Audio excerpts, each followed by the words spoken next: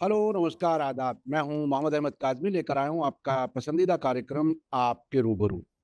Media star world को आप इसलिए पसंद करते हैं कि हम खबरें आपको बिल्कुल ग्राउंड ज़ीरो से लाने की कोशिश करते हैं और जानकार लोगों से मुलाकातें कराते हैं ताकि आपके पास सही एनालिसिस, नैरेटिव सही पहुँचे, ताकि आप जो इंटरनेशनल और हमारे मुल्क का गोदी मीडिया है, उसके प्रोपेगेंडे से आप बचे रहें, सही खबरें आप तक पहुँचे। आज एक बार फिर हम शमसुल इस्लाम साहब से बात कर रहे हैं, जो दिल्ली यूनिवर्सिटी के फॉर्मर पॉलिटिकल साइंस प्रोफेसर हैं और जाने माने राइटर हैं। उनका जो किताबें उनकी हैं, उनमें आरएसएस बहुत अहम हिस्सा है। आरएसएस के बारे में बहुत ही तहकीकाती चीज़ें उनके किताबों में मिलती हैं और जो मज़हब की बुनियाद पर नेशनलिज्म, उसको वो पूरी तरह से उसकी मुखालिफत करते हैं और रीजंस के साथ करते हैं। और शमसुल इस्लाम साहब की खूबी यह है कि हर बात, हर चीज सोर्स से ला करके सही इंफॉर्मेशन देते हैं और उसमें जहाँ जिसके बारे में बात करते हैं वहीं से देते हैं, उनके मुखालिफिन की तरफ से नहीं, बल्कि उन्हीं की जबान से जो कुछ चीजें निकली होती हैं वो सब लेकर के आते हैं। आपने उनको काफी पसंद किया है, अब तक मुख्तलिफ चैनल्स पे आप उनको देखते हैं। हमारे चैनल पर भी आपने कई बार उन्हें देखा है और सराहा है। आज हम जो बात करेंगे, एक तो ये कि भारत और इज़राइल के बीच में क्या-क्या कुछ चीज़ें चल रही हैं, उस पर हमने पिछली बार जब बात हुई थी शमसुल इस्लाम साहब से, तो उन्होंने एक बहुत बड़ी बात बताई थी। 60,000 फैक्ट्रियाँ हैं हथियारों की, इज़राइल की भारत में, और वो आपने बहुत ही देखा था बहुत ही डिटेल से, और उनके पास हर चीज़ के सबूत होते हैं। आज भी बहुत अहम चीज़ें हम डिस्कस करने वाले हैं और इसमें इतमर बिन गविर, जो इजराइल के इंटरनल सिक्योरिटी मिनिस्टर हैं, उन्होंने कह दिया 30 से 40 फिलिस्तीनी हर रात मारे जाने चाहिए।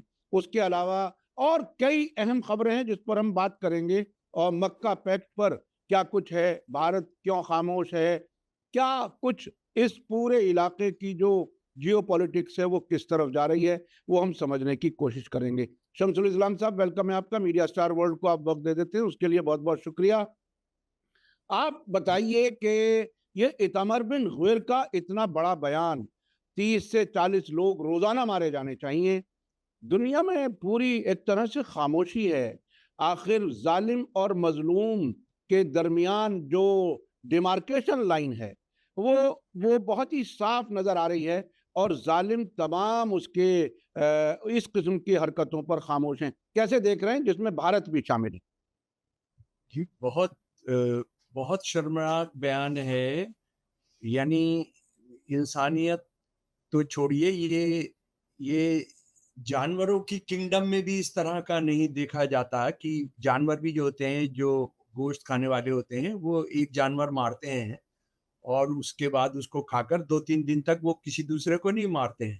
जी। यहाँ आप देखिए कि ये जो टेररिस्ट है, ज़ायनिस्ट टेररिस्ट है, जिसको इंटरनेशनल क्रिमिनल कोर्ट ने भी जिसका नोटिस लिया हुआ है, और ये वो शख्स है। आप सुनने वाले दोस्त और देखने वाले दोस्त अगर याद करेंगे तो, कि ये मस्जिद अक़सा में जाकर क्या-क्या हरकतें करता है।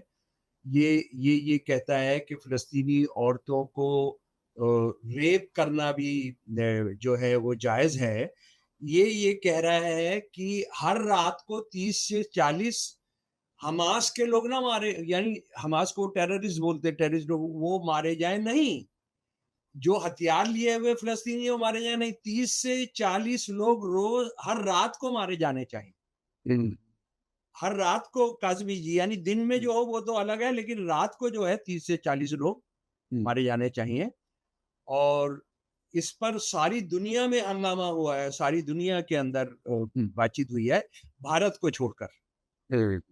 भारत को छोड़कर भारत का डिफेंस, सबसे पहले तो डिफेंस मिनिस्टर का बयान था वहाँ के, वो जो इज़राइल के, तो हमारे डिफेंस मिनिस्टर ने जवाब देना चाहिए था, लेकिन क्योंकि इज़राइल के मामले में प्रधानमंत्री हमेशा खुद बोलते हैं और नेतन्याहू से खुद मिलने जाते हैं, तो कोई बयान नहीं। हम्म।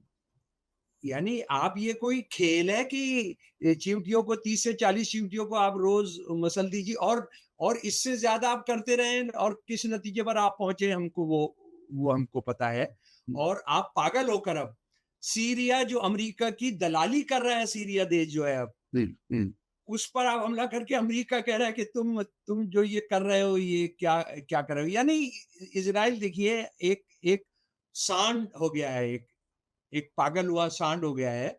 और ये हिंदुत्ववादियों मोदी ने और ट्रम्प ने जिसको पैदा किया, ये सारी दुनिया का क्या करेगा। हिटलर और मसोलिनी को भी यूरोप के पूंजीपति देशों ने पैदा किया था, उसको पैदा किया था। जो कम्युनिज्म जो आ रहा था, रूसी क्रांति जो हुई थी, तो उसको नाकाम करने के लिए, उसका एक काउंटर करने के लिए उन्होंने कहा सारी दुनिया भाड़ में चली जाए, इंसानियत भाड़ में चली जाए, लेकिन हमको ये रूसी इनकलाब हमको ये मंजूर नहीं है। इसलिए उन्होंने हिटलर मसोलिनी को काजमी साहब पैदा किया। तो तारीखी सच जो है ये उसके गवाह है। अच्छा, अब ये देखिए कि हम पूरी तरह से खामोशी। और अभी इजराइल को छोड़िए, इजराइल के अखबार जो लिख रहे हैं कि आप जो वेस्ट बैंक में सारे फिलिस्तीनियों के घरों पर जो कब्जा कर रहे हैं, ये एक ऐसी त्रासदी को, एक ऐसी ट्रेजेडी को जन्म देगा कि जिसका अंत जाकर क्या होगा कोई नहीं जानता है। इजरायली बड़े बड़े अखबार कह रहे हैं कि आप जो कुछ वहां के लोगों के साथ कर रहे हैं, आप गुंडे जो हैं, ये ज़ायनिस्ट गुंडे जो है, ये पहुंचते हैं और इसमें से कई अमेरिका से गए हैं, ये वहां पहुंचते हैं। 15 फिलिस्तीनी जो है उनके घरों पे, जो उनके जैतून के जो बाग हैं उन पे कब्जा करते हैं, उनका सामान निकाल उनके घरों को आग लगाते हैं। हाँ, ये आरएसएस के साथ जो एक एकता है इनकी, वो ये है कि आरएसएस हर चीज में आग लगाने में विश्वास करती है, तो ये लोग भी आग लगाते हैं। और वो सब लोगों को भागकर, बच्चियों को, छोटे बच्चों को, जो प्रेग्नेंट बच्चे औरतें जिनको बच्चा दे रही होती हैं, वो बाहर आकर उनको बाहर खुले के अंदर उनको रहना पड़ता है। तो ये सारा हो रहा है। और अमेरिका कहाँ पहुंचा है जरा उसका, यानी दुनिया की सबसे बड़ी ताकत, दुनिया की सबसे बड़ी मिलिट्री पावर, दुनिया की सबसे बड़ी इकोनॉमी, दुनिया के सबसे बड़े हथियार बनाने वाले, हाँ, उसके साथ ही साथ दुनिया में सबसे ज्यादा वेस्ट करने वाले भी, दुनिया में सबसे ज्यादा तबाही मचाने वाले भी, दुनिया में सबसे ज्यादा तानाशाहों की मदद करने वाले भी, इस जंग को लड़कर कहाँ पहुंचे हैं। इनका एक ऐसा जहाज है जिसको कहा जाता है कि उसको कोई भेद नहीं सकता, उसको कोई नुकसान नहीं पहुंचा सकता, यूएसएस लिंकन। ये उनका अमेरिकी नेवी का फ्लैगशिप कहलाता है ये। यानी जो जैसे हमारे यहाँ जो सबसे आगे जो हिरावल दस्ता होता है, ये उसका हिरावल दस्ता है। ये हिरावल दस्ता है, ये इसमें 5,000 तो सिपाही रहते हैं, 5,000 तो नेवल लोग रहते हैं, बाकी आप समझ लीजिए कितने और हजार जो है वहां काम करने वाले होंगे, ये सब होंगे। इसकी हालत ये हो गई है कि जो अभी खबरें आई हैं, जो परिवारों ने बताया है जिनके बच्चे, उन्होंने ऊपर से जहाज से छलांग लगा दिया, 12 कैडेट्स ने, 12 कैडेट्स ने छलांग लगा दी है। वहां पानी नहीं है, वहां टूथ ब्रश नहीं है, वहां के टॉयलेट जो है बंद पड़े हैं, क्योंकि 260 दिन से ये जो सारा का सारा सर्विसिंग के लिए और ये सारा गंद बाहर निकालने के लिए जो जाते हैं, ये 260 दिन से, यानी 8 महीने से ज्यादा से इसको वहां खड़ा किया हुआ है इस पागल ने। ये पागल जो है, जो ट्रम्प है, और उसका हेस्गेट जो उसका डिफेंस मिनिस्टर है, ये अगर 2 दिन वो जाकर रहे, और समुद्री जहाज पर रहना अपने आप में क्या होता है, और उसके बाद ये 260 दिन से वहां पर है। ये पहले वेनेजुएला भेजा गया था, वहां पर तख्ता पलट कराने के बाद इसको यहाँ भेज दिया गया सीधा। देखिए, पानी बंद है, नहा नहीं पा रहे हैं लोग, खाना नहीं है, सड़ा हुआ खाना खिलाया जा रहा है, एक्सपायरी डेट वाला खाना खिलाया जा रहा है। और आज इंडियन एक्सप्रेस की रिपोर्ट है कि टूथपेस्ट भी खत्म हो गए। तो ये इसको आप देख सकते हैं।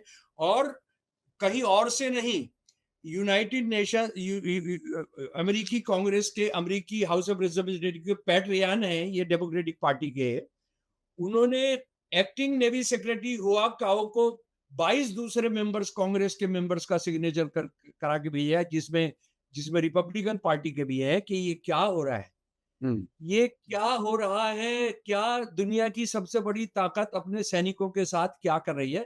खैर, ये रेहान साहब जो है, रेहान साहब को ये पता नहीं है कि अपने सैनिकों के साथ उन्होंने वियतनाम में भी यही किया था। हज़ारों हज़ारों को छोड़कर वहाँ से भाग आए थे ये। हुँ, तो ये पहली बार नहीं करा। इन्होंने अपने सिपाहियों के साथ अफ़गानिस्तान में क्या किया था, वो भी कहीं दूर जाने की ज़रूरत नहीं। ये बिल्कुल। हारते हुए जब भागते हैं, तो ये इनको कोई ध्यान नहीं रहता है, क्या अमेरिका दुनिया का महानतम देश है। उसके बाद डेमोक्रेटिक सेनेटर रिचर्ड ब्लूमेंथल ने डिफेंस सेक्रेटरी को लिखा है कि आप जो है, अंदर अंदर एक्सीडेंट्स हो रहे हैं, अंदर लड़ाइयाँ हो रही हैं, अंदर मार-पिटाई हो रही है। बच्चे जो हैं, जो नेवल कैडेट्स नहीं, बाकायदा नेवल जो लोग हैं, जो है समंदर के अंदर अपनी जानें दे रहे हैं। अच्छा, हुँ, उसके बाद इसको सुधारने का उनके पास कुछ नहीं, हालाँकि हुआ ये है कि कल जो उनका नेवल चीफ है वो गया फिर वहाँ पर। हुँ, वो जाकर और उसने फिर वही कहना था, उसने क्या कहा कि अरे भाई, समंदर के जहाज़ पे रहना तो बहुत जोखिम का काम होता है, बहुत मुश्किल का काम होता है। ये सब है। लेकिन क्या हो रहा है उसको उसने कहा नहीं कि ऐसा नहीं हुआ। इसका जी, मतलब है कि मैं वो बीच में एक छोटा-सा एक अपना तजुर्बा शामिल करना चाहता हूँ। इराक वॉर जब मैं खुद कवर कर रहा था 2003, वो तिक्रीत जो सद्दाम हुसैन का शहर मशहूर था, उसके सामने जी, फ़ौजी टैंक पर बैठे हुए थे। उन्होंने हमारे बारे में हमें ऐसा लगा कि जब हमने कैमरा उधर किया, तो वो हम अपने लिए हमारे कैमरे को खतरा महसूस कर रहे थे। बहुत उन्होंने शोर मचाया, फिर वो खुद आए। तो उन्होंने जो फौजी था उसने अमेरिकी फौजी ने मुझसे पूछा, सबसे पहले तो ये पूछा कि क्या तुमने लाइफ जैकेट पहनी हुई है? नहीं। मैंने कहा नहीं, कर लो, हम तो गोली चलाने वाले थे। लेकिन दूसरी बात उसने फौरन कही, क्या आपके पास सैटेलाइट फोन है? मैंने कहा नहीं, यहाँ तो नहीं है। मेरी कई हफ्ते हो गए, मैं अपनी फैमिली से राब्ता नहीं कर पा रहा। तो उसने मुझे अपना नंबर दिया। मैंने उससे वादा किया कि मैं बगदाद पहुंच करके आपकी खैरियत दूंगा। वो मैंने किया। तो वहाँ बहुत अमेरिकी फौजियों को बहुत बुरी हालत में छोड़ा जाता है, उनके पास कोई फैसिलिटी नहीं होती। जी। दुनिया की सेना के अंदर सबसे ज़्यादा सुसाइड्स और होमिसाइड जो एक दूसरे को गोली मार देते हैं, हुँ, हुँ, अमेरिकी सेना के अंदर है। हुँ। अमेरिकी सेना के अंदर है। और उसके बाद हमारा देश का भी नंबर आता है, जहाँ हम रोज सुनते रहते हैं कि आज सीआरपीएफ ने, आज इस जवान ने, उस जवान ने अपने उसमें क्वार्टर गार्ड के अंदर ही गोली मार दी। ये हम बराबर इसको सुन रहे हैं। अच्छा, हुँ, जिस वक्त ये हो रहा है कि अरे आप सुधर जाओ, आप उसको छोड़कर आ जाओ, आप ये फजूल की जंग न लड़ो, क्योंकि देखिए, इसका ट्रम्प का कोई बच्चा नहीं जा रहा है उसके अंदर, हुँ, हेस्गेट का बच्चा कोई नहीं जा रहा है, ये जो इतमार बिन गुवेर है उसका बच्चा नहीं जा रहा है, ठीक है ना? इनके बच्चे तो जा रहे हैं गाजा को खरीदने के लिए कि कैसे वहां पर 5 सितारे और 7 सितारे होटल बनेंगे। इसका कुशनर जो बेटा है, जी, जी, जी, कुशनर जी। इसका बेटा है ना ट्रम्प का, दामाद दामाद है। जी, दामाद जी, हाँ, हाँ जी। दामाद जो है वो जा रहा है वहां पर जमीनों का सौदा करने के लिए। तो आप समझ जी, सकते हैं, लड़ेंगे काले, लड़ेंगे हाँ, गरीबों के बच्चे, लड़ेंगे अमेरिकी मिडिल क्लास के बच्चे जो हमारे हिंदुस्तान के अंदर। जी, जी, जी, देखिए बिल्कुल। ना, मैं आपको दो दो जो धोखे हो रहे हैं उसके उदाहरण बताता हूँ। हाँ, हमारे देश से ले लीजिए, दुनिया के सबसे बड़े स्टेडियम कहाँ बने हैं? गुजरात के हुँ, अंदर। हुँ, हुँ, हमारे देश का, हमारे दुनिया के सबसे बड़े स्टेडियम गुजरात के अंदर। हमारे गुजरात में कोई बंदा बताओ जिसने सारी दुनिया में ओलंपिक या किसी के अंदर कोई अवार्ड लिया। अवार्ड ले रहे हैं हरियाणा के बच्चे, अवार्ड ले रहे हुँ, हैं झारखंड के बच्चे, अवार्ड ले रहे हुँ, हैं बंगाल के बच्चे, अवार्ड ले रहे हैं तमिलनाडु के बच्चे। हुँ, उनके पास जूता पहनने का नहीं है, लेकिन कहाँ बन रहे हैं? वो गुजरात में। वो जो बन रहे हैं गुजरात हाँ, के अंदर, हाँ, वो पैसा वो कमाएँगे, मेडल ये लाएँगे। उसके बाद आप ये देखिए, अभी कल परसों खबर आ रही थी कि जीरा जो होता है, जीरा हाँ, राजस्थान में पैदा होता है। हाँ, राजस्थान में पैदा होता है, लेकिन उसकी मंडी जो है, वो मंडी गुजरात के अंदर है। हुँ, सारा ये वहाँ जाकर बिकता है। तो गुजरातियों ने क्या किया, उस मंडी के, वो शहर का नाम है वो मुलजा या कुछ इस तरह का है, उंचा, हाँ, उंजा।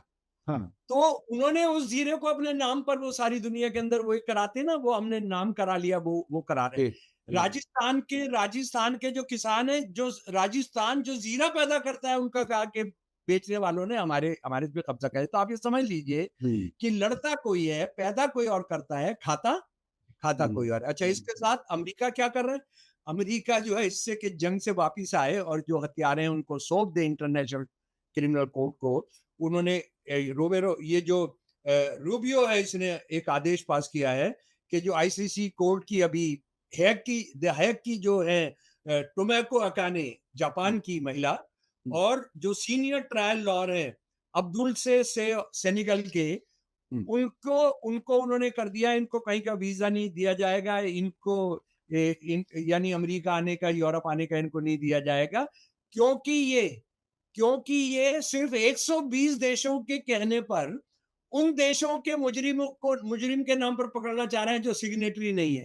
अरे सिग्नेटरी नहीं है, अगर तुम सिग्नेटरी होते तो तुमको वही सजा देते ना, तुमको पूछते, तुम नहीं हो इसीलिए तो तुम्हारे इजराइल उसका मेंबर नहीं है, इजराइल सिग्नेटरी नहीं है, तो इजराइल को पकड़ा जा रहा है। और ये असल में रूबियो जो ये कह रहा है, ये मोदी को भी बचाने का है, ये अमित शाह को भी बचाने का है, ये हमारे डिफेंस मिनिस्टर को भी बचाने का है, ये पाकिस्तान के प्राइम मिनिस्टर को भी बचाने का है, क्योंकि वो भी पूरी तरह से शामिल है। अभी हम आएंगे, मक्का पैक्ट पर आएंगे जनाब। जी जी, मैं बीच में याद दिला दूं कि अमेरिका ने बाकायदा इंटरनेशनल क्रिमिनल कोर्ट के जो प्रोसिक्यूटर थे करीम खान, जिन्होंने गिरफ्तारी वारंट जारी कराए नेतन्याहू के और उनके डिफेंस मिनिस्टर के खिलाफ, उनको बाद में एक नकली सेक्स स्कैंडल में फंसा करके उन्हें उस ओहदे से हटा दिया, और कई जजों पर भी पाबंदी लगा दी है। ये है बहुत ही दिलचस्प जी। यूनाइटेड नेशन के जज पसंद नहीं है तो अमेरिका उन पे पाबंदियां लगा देता है। जी, आप अपनी बात जारी रखें।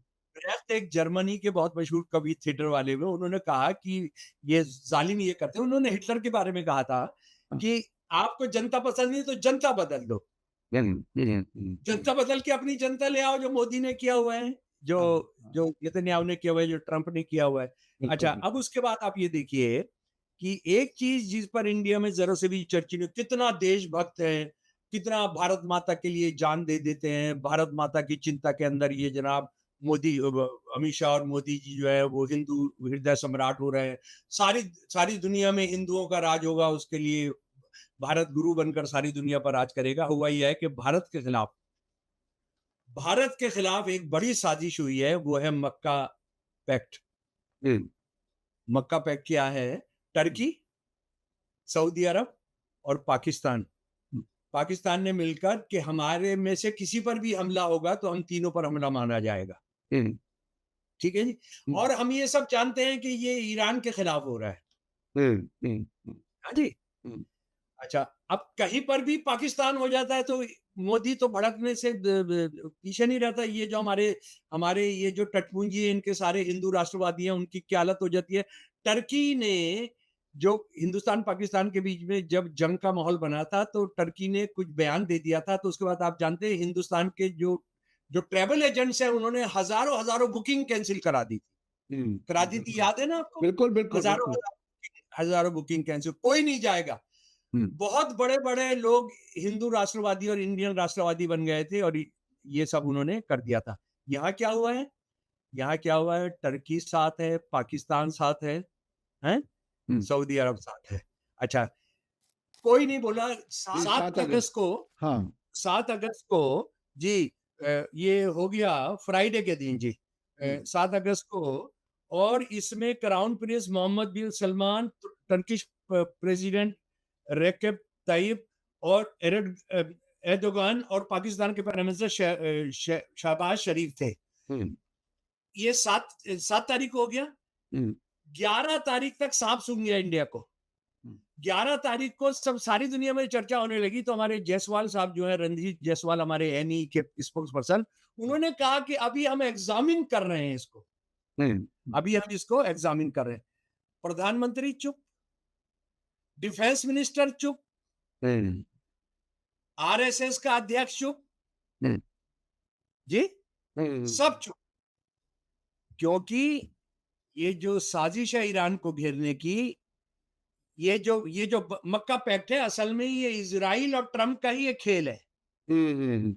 ये जो खेल है, और इजराइल के साथ जो सऊदी अरब के साथ का संबंध का मतलब है कि आपका इजराइल के साथ संबंध है। इजराइल के साथ कितना प्यार है, उसको ये समझ लीजिए कि जब ये गए थे अभी, तो आप इंडियन डिफेंस मिनिस्टर और प्रधानमंत्री की जाके साइड देखिए कि प्रधानमंत्री साहब के जहाज को F-15 जहाजों के एक स्क्वाड्रन ने उसकी अगुवाई की। जी जी जी, ये फरवरी 2026 में ही था। हाँ। और prime minister royal Saudi air force ने एयर स्पेस में उनका स्वागत किया। उसके बाद प्राइम मिनिस्टर और क्राउन प्रिंस मोहम्मद बिन सलमान साहब ने एक दूसरे को हग किया, एक दूसरे को गले लगाया। और ये फोटो जो है, ये सारे फोटो शेयर किए गए। उससे पहले अप्रैल 3, 2016 को, जो संडे का दिन था जिससे मैं कंफ्यूज कर रहा था, मोदी साहब को सऊदी अरब का highest civilian honour the king Abdul Aziz sash दिया गया था। बिल्कुल बिल्कुल। अच्छा, मजे की बात यह है, क्योंकि मैं इन जलील लोगों को सारा फॉलो करता हूँ, तो जब ये किया गया था तो मैंने अमित शाह का पूरा बयान, अमित शाह उस वक्त प्रेसिडेंट था बीजेपी का, तो इसका वो सारी मैंने वो डाउनलोड करके रखी थी। आज सुबह मैंने एक्सेस करना चाहा, जो इसने कहा था, इसने भी अमित शाह ने कांग्रेचुलेट किया प्रधानमंत्री को कि उनको सऊदी अरेबिया का सबसे बड़ा सैश ऑफ किंग अब्दुल अजीज दिया गया है। हालांकि उसने उस दिन लिखा कि 4 तारीख को दिया गया, जबकि वो 3 अप्रैल को दिया गया था। वो गायब है, आप उसको खोल ही नहीं सकते, आप उसको पढ़ सकते हैं। तो आप ये देखिए कि सऊदी अरब के साथ भी रिश्ता कर रहे हैं, टर्की के साथ भी रिश्ता कर रहे हैं, और पाकिस्तान पर अब चुप हैं। ये बिल्कुल उसी तरह से है कि पाकिस्तान पर उड़ाते हैं। चीन जो असली फाइनेंसर है, जो सारे हथियार देता है, जो सारी टेक्नोलॉजी देता है, तो इनको जंग में लाइव मदद करता है, उसको अपना ये बाप मानते हैं। उसके साथ जो ट्रेड है वो 700% बढ़ गया है जब से मोदी पावर में आया, 700% बढ़ गया है। जबकि लद्दाख में बहुत बड़ी जमीन उन्होंने कब्जा की हुई है, और ये कह दिया कि यहाँ कोई नहीं आया और कोई कुछ नहीं हुआ, किसी के जो लोगों को मारा है, कह दिया कोई नहीं मरा, कोई नहीं मरा। उसका चीनी कमांडर्स ने क्या किया भाई साहब, वो भी मैं आपको बताना चाहता हूँ। ये राहुल गांधी आजकल इसको बता रहे हैं कि जब भारतीय कमांडर मिलने गए चीनी कमांडरों के साथ, ये तय हुआ दोनों सरकारों के बीच में कि आप मिल लीजिए, तो इन्होंने कहा कि तुमने हमारे आदमी मारे। उन्होंने कहा तुम्हारा प्रधानमंत्री कह रहा है कोई आदमी मारा ही नहीं और हम तुम्हारे इलाके में घुसे ही नहीं है। ये चुप होकर, ये जो एक कमांडर जो रिटायर हुए, उन्होंने बताया है अपने दोस्तों को, मिलिट्री कमांडर्स को, कि हम क्या जवाब देते उसको, हम क्या बताते कि हमारा प्रधानमंत्री कह रहा है कोई नहीं मारा गया, कोई नहीं घुसा। अच्छा, अब जरा सी एक और चीज देखिए जनाब, मैं यहाँ रुक के एक बीच में थोड़ा सा एक मिनट, आपने जो बात बताई ना कि जो सऊदी अरब से रिश्ता करता है वो इजराइल से रिश्ता करता है, बिल्कुल सही बात है। देखिए, मैं थोड़ा सा दर्शकों को याद दिला दूं, सऊदी अरब ने सबसे बड़ा अवार्ड दिया मोदी जी को, यूएई ने भी दिया, और इनके बाकायदा इजराइल से ताल्लुकात हैं, कुछ ऐलान करके, कुछ बगैर ऐलान के। तो ये कंफ्यूज करने के लिए हमारे यहाँ भारत में मुसलमानों वाले मामले को डाइल्यूट करने के लिए भी उन मुस्लिम मुल्कों से जिनसे इजराइल के अच्छे ताल्लुकात हैं, जो उनके प्रोजेक्ट पर चलते हैं, वो इनको अवार्ड देते हैं, और यहाँ आकर के सुरखरू होकर के सब मुस्लिम मुल्कों ने हमारी बड़ी इज्जत की हुई है। नहीं, वजह ये है ना कि मोदी का एक खास भी है ना, एक खास प्यार है अडानी अंबानी से। जी जी, वो सारा धंधा कराता है, ये धंधा कराता है उनके लिए। अब आप देखिए ना, अरामको जो है, अरामको जो सऊदी अरब की दुनिया की सबसे बड़ी तेल की कंपनी कहा जाती है, ये आईपीएल के सबसे बड़े एडवर्टाइजर्स में से है। सबसे बड़े एडवर्टाइजर्स में से। अभी जो सऊदी अरबिया का सॉवरेन वेल्थ फंड है, ये उनका एक फंड है जो सारी दुनिया में शेयर खरीदता है। आप क्या यकीन करेंगे कि रिलायंस रिटेल, ये रिलायंस जो सारी दुकानें खोल रहे हैं ना, सामान की, कपड़ों की, इसकी, इसमें $1.3 बिलियन लगाए हैं, $1.3 बिलियन।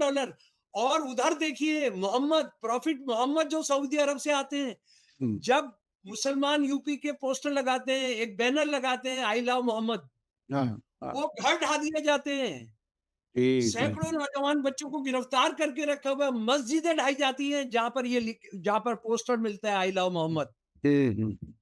अरे सब ये थोड़ी सी हसास बात हो जाएगी, लेकिन लोगों को याद दिला दूं, आई लव मोहम्मद के मामले में तो खुद सऊदी हुकूमत बहुत ही उसका उल्टा रवैया है। जो आम मुसलमान दुनिया भर से जब हज उम्रे के लिए जाते हैं और पैगंबर मोहम्मद की कब्र के सामने खड़े होकर के फातिहा पढ़ना चाहते हैं या रुक के थोड़ा सा एहतराम दिखाना चाहते हैं, उनको धक्के दे के निकाला जाता है।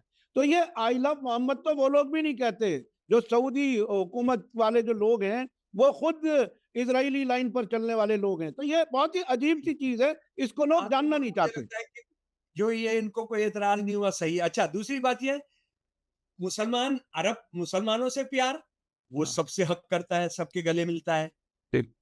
यहाँ वो मेलोडी को मेलोडी नहीं देता है, लेकिन बाकी सब करता है। जी ठीक जी है? जी। हाँ। और उसके बाद जो अरबों का सबसे बड़ा अमीर एक है, लुला ग्रुप।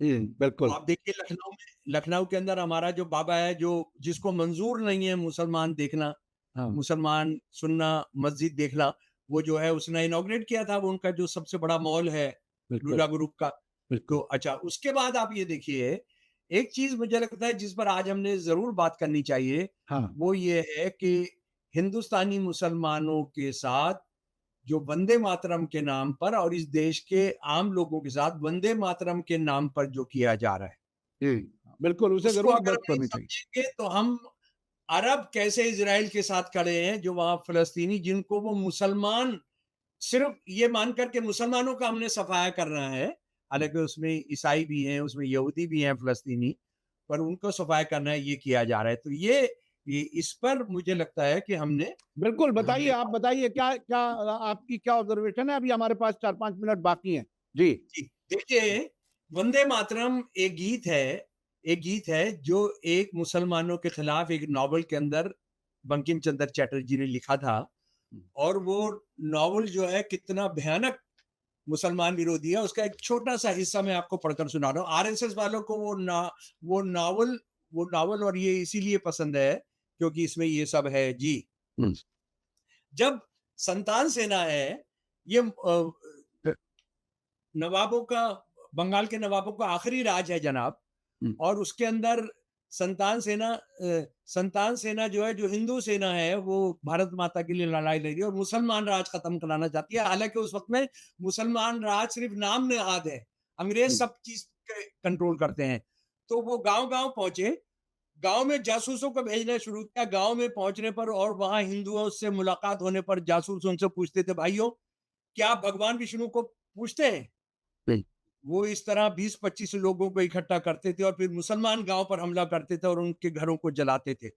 मुसलमानों को अपने जीवन की सुरक्षा की चिंता सताती थी और संतानें उनका सब कुछ छीन लेती थी, हिंदू सेना संतानें। हाँ। हाँ। और भगवान विष्णु के नए भक्तों के बीच इस लूट को बांट देती थी। लूट का हिस्सा मिलने के बाद ग्रामीण लोग खुश हो जाते थे। आज बिल्कुल आरएसएस वही कर रही है। जो हम्म। मुसलमानों के घर लूटे जा रहे हैं, मुसलमानों की दुकानें लूटी जा रही है, बेरोजगार जो हिंदू है बेचारे नौजवान नीची, जो जिनको आमतौर पर गरीब हैं, उनको हम्म। बांट देते हैं। फिर हम्म। कहते हैं चलो फिर आज हमला करने चलोगे, आज लूटने चलोगे, तो ये करते हैं। उसके बाद रात को ये गुटों में बंटकर मुसलमान बस्तियों पर हमला करते और उनके घरों को आग लगाते और सब कुछ जला देते। बहुत सारे मुसलमान मारे गए, कई लोगों ने अपनी दाढ़ियां उड़वा दी, अपने शरीरों पर मिट्टी पोत दी और हरि का नाम गाने लगे। जब पूछा जाता तो झट से कहते थे कि वह हिंदू है।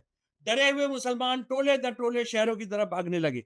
मुसलमान कहने लगे, अल्लाह अल्लाह, क्या कुरान शरीफ इतने दिनों के बाद पूरी तरह से बेकार हो गया है? हम लोग रोज 5 बार नमाज पढ़ते हैं और उसके बावजूद चंदन लगे हिंदुओं को खत्म नहीं कर सके। ये सब दुनिया झूठी है। यानी आप ये समझ लीजिए, आज मुसलमानों के साथ रोक रोक कर जो करवा रहे हैं, उनकी हम्म। दाढ़ी मुंडवाना, उनको उनको कहना बोल हरि बोल, तू तू ये बोल कि तू मुसलमान नहीं है। ये हम्म। सारे सीन जो है इसी इसी नावल से आरएसएस की शाखाओं के अंदर हम्म। खेल के तौर पर खेले जाते हैं। अच्छा, हम्म। बुनियादी बात मुझे लगता है कि इस पर हमको अलग से बात करनी चाहिए। हाँ। 1925 में बन गई हम्म। आरएसएस। जी। सन 1947 तक इन्होंने कभी गाया हो इसको, हम्म। कभी गाया हो उसका मैं 40 साल से हिसाब किताब मांग रहा हूं। हम्म। 40 साल से कह रहा हूं कि आपने कभी उस वक्त में देखिए इनका लीडर कौन कौन था, इनके ओल्ड टाइमर कौन कौन थे। हेडगेवार था, गोलवलकर था, एल के अडवाणी था, ये वाजपेयी था, दीनदयाल उपाध्याय था, श्यामा बिल्कुल। प्रसाद मुखर्जी था हम्म। जी। बिल्कुल। ये सारे ये था, बनराज मधोक। हम्म। ये लोग कभी वंदे मातरम कहते हुए वंदे मातरम कहते हुए कभी गिरफ्तार हुए? उस जमाने में नियम ये था अंग्रेज सेना का कि अगर आप अकेले वंदे मातरम गा रहे हैं तो आपको गिरफ्तार कर लेंगे, अगर 5 गाते हुए जा रहे हैं गोली चला देंगे। हम्म, कोई मेरे को एक बार बता दो तुमने तुमने गाया हो। और हम्म, वंदे मातरम को इन्होंने कंफ्यूज कर दिया एक गाने से, जो गाना अरबिंदो ने जब उसको अंग्रेजी में अनुवाद किया बंकिम चंद्र चटर्जी का, तो कहा कि ये बंगला का तराना है, ये बंगाल का तराना है, क्योंकि इसमें 7 करोड़ लोगों का जिक्र है। अगर आप इसको पढ़ लेंगे, एक तो बड़ा अजीबो गरीब है, 4 लाइनें संस्कृत में है, बाकी बंगला में है। उसमें नदियां बह रही हैं, फूल ले आ रहे हैं, इसके सरसों के खेत ले आ रहे हैं, वो सारे इंडिया पर लागू ही नहीं होता। इसीलिए इसीलिए अरबिंदो ने कहा कि ये जो है बंगाल का तराना है। इन्होंने नहीं गाया, लेकिन मुसलमानों से गवाना चाहते हैं। मुसलमान स्कूलों को कंपलसरी कर दिया है। मैं इनको इनको कहता हूं, अगर तुमने माँ बाप का दूध पिया है? माँ बाप का दूध पिया है, तो तुम एक काम करो, ये गाना गवाओ सिख स्कूलों के अंदर, ये गाना गवाओ तुम्हारे समाज स्कूलों के अंदर, ये गाना गवाओ तुम बुद्ध स्कूलों के अंदर। अरे मुसलमान तो इस देश के नेताओं की वजह से और मुसलमान लीडरशिप की वजह से वो तो गरीब की जोरू हो गए। उनके साथ तो आप कुछ भी कर सकते हैं, उनको कोई भी नाम दे सकते हैं। तुम पंजाब के अंदर गवाओ इस गाने को, तुम ये कहो पूरा गाना जो है पंजाब के स्कूलों में गाना होगा। ये फिर तो हम बहुत आप- ये बहुत फिर ही हम आपसे फिर हम आपसे मिलेंगे कि आपका मुंह चौकोरी है और कपड़े आपके जिस्म पर है या नहीं है। बिल्कुल बिल्कुल बिल्कुल, यानी कमाल है कि सिर्फ मुसलमानों पर दबाव है कि वो गाएं, गांव देहात में गाएं, और जो खुद हिंदुओं के स्कूल हैं उसमें जरूरी नहीं है, जो आपने बताया शहरों में कहीं जरूरी नहीं है। ये है नफरत का बाजार गर्म करने का तरीका और टारगेट करने का तरीका, जो इन्होंने जायनिज्म से सीखा है।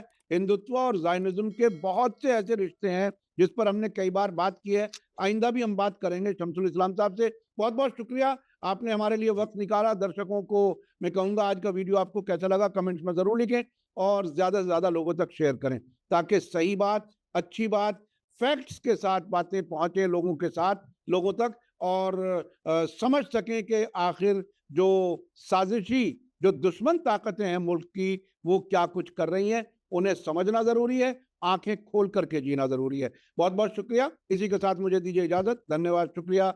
जय भारत, जय हिंद।